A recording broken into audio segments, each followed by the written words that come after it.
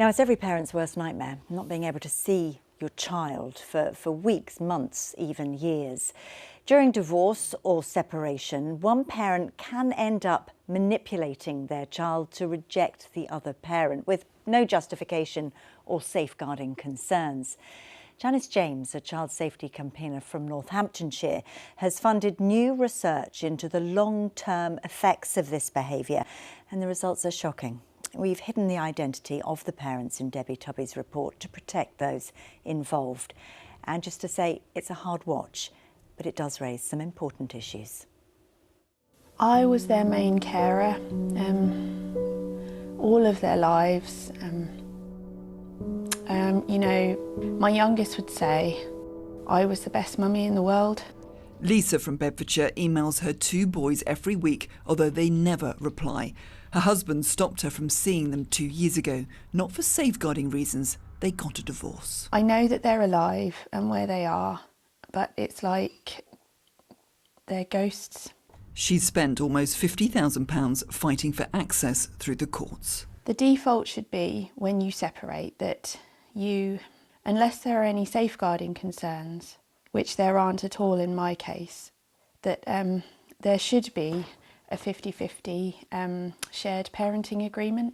A parent raising a safe and loving mother or father from their own child's life is described by experts as a brutal form of abuse, especially for the child. I feel bad for loving Daddy. Mummy doesn't like it. It makes her so cross.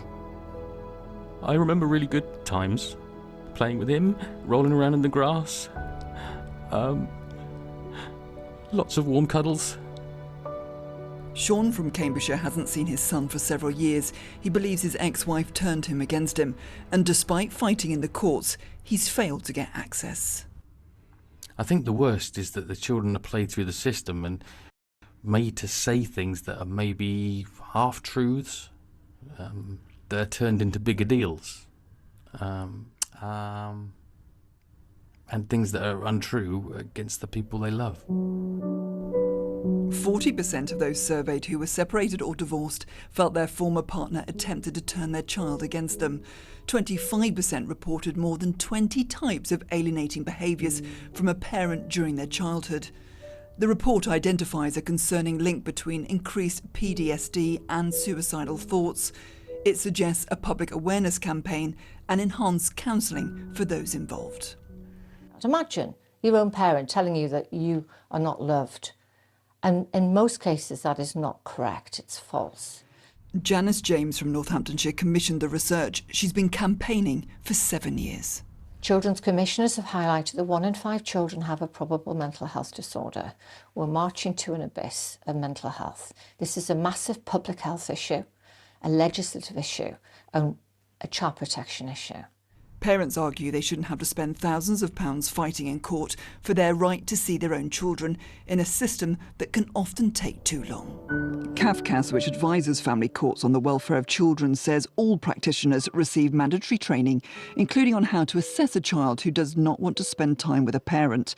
It's our job to understand the possible explanations, to advise the court about what is safe and in the child's best interests. I'll always have hope. I am hopeful, but I'm also very aware that the relationship that I'd have with them is never going to be the same relationship. Experts say this is not a gender issue, but a child protection one, which is tearing families apart, denying a child the right to be loved and nurtured by both parents and their grandparents. Debbie Tubby, BBC Look East.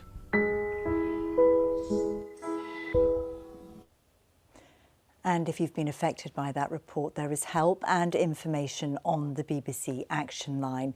And maybe you have your own story to tell. You can email us at look.east@bbc.co.uk, message us on WhatsApp, or of course find us on social media.